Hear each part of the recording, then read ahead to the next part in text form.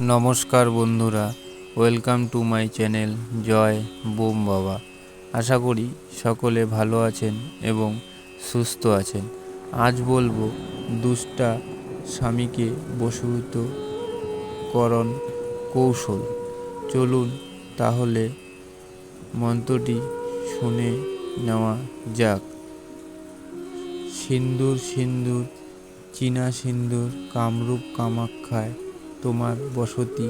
আমার এই সিন্দুর পরা অমুকির কপালে লাগাই ফোঁটা, অমুকি হয় বোকা পাঠা। আমার এই সিন্দুর পরা যদি লঙ্ঘন হয়, মহেশ্বরের জটা খসি অমুষ পদে পরয়। হারির ঝি চণ্ডীর আঞ্জে আমার এ সিন্দুর পরা অমুকিকে শীঘ্র লাগো।